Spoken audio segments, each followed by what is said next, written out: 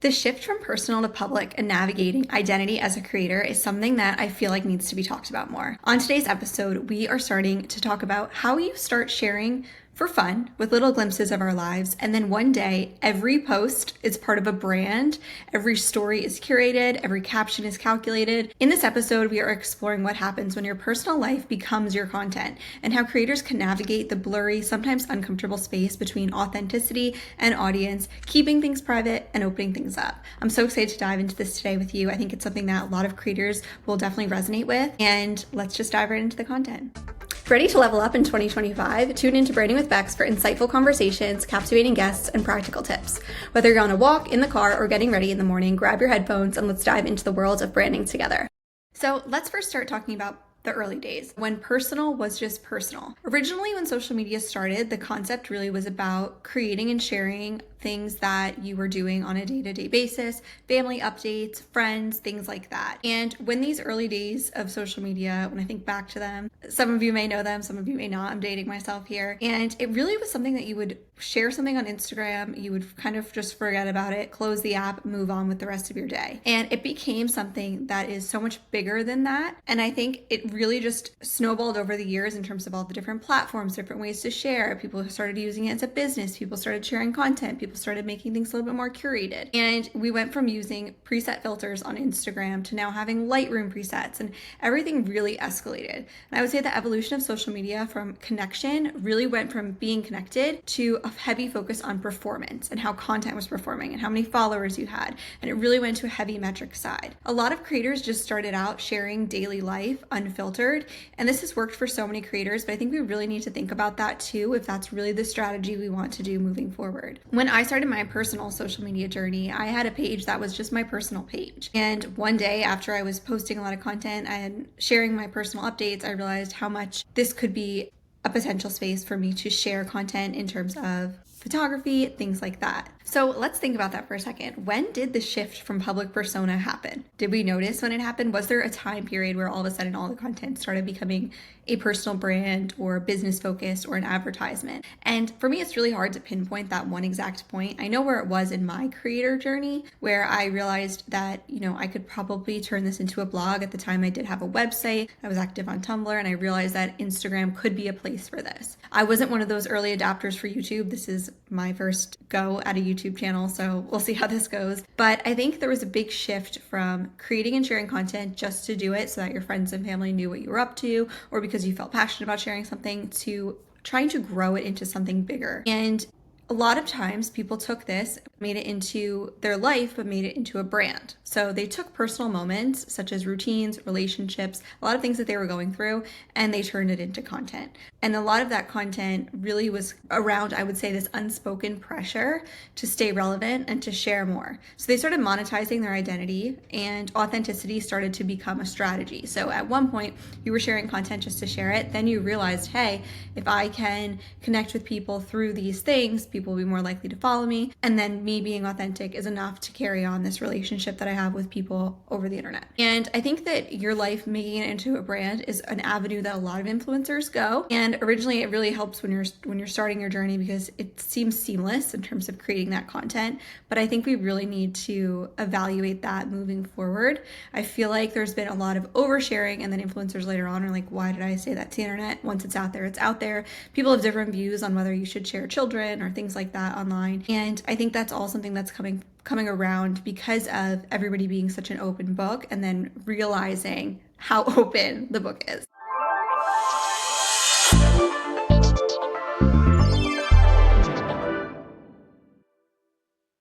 Are you creating a relatable version of yourself, or is it your actual self? Now, I think this is so important because I feel like people feel like they can connect to influencers online because it's their actual selves, when a lot of times it may be a persona or a more relatable version of themselves. As always, people tend to put their best foot forward. They're not showing like the hard times, and I definitely don't think you need to open up about the hard times online in order to grow a personal brand. If that's something you want to do and an avenue you want to go, I say go for it.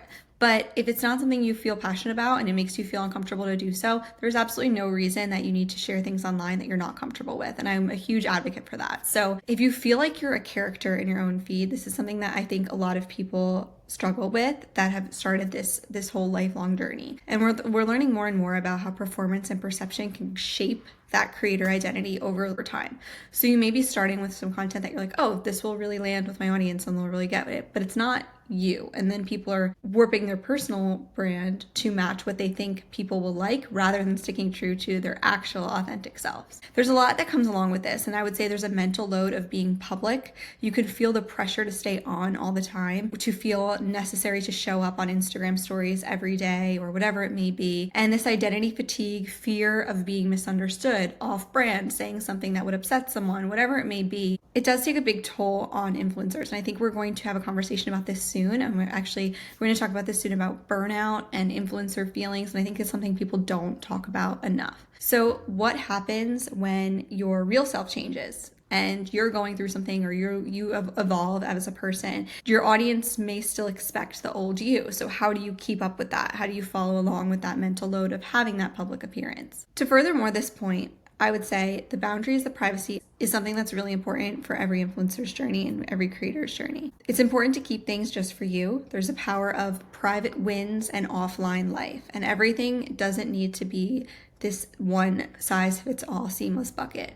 There are so many areas of people's lives that you don't see online, and influencers do a great job of feeling like they take you along for the journey with everything, but the ones that do it really well aren't actually bringing you along with them all the time. So it's important to keep things separate, to set healthy boundaries while you're staying present, while you're staying connected. I have a whole episode about how to find that balance as a creator, but this helps you to find your way back to you. So you can practice by reconnecting with your unfiltered self, sharing with intention, not obligation. So maybe saying no to a few collabs so that way you can start to create content for fun again, and also to embrace those shifts in identity as part of that creative journey. So who are you when you're not being watched and when you're not sharing things on social media? How are you staying grounded in your identity even when your life is on display? So I would definitely encourage creators to really take a step back, to reflect on this, and to think about the question, like, while you did start this for fun, you had a goal in mind to grow a personal brand, and what was that goal and why did you get started doing that?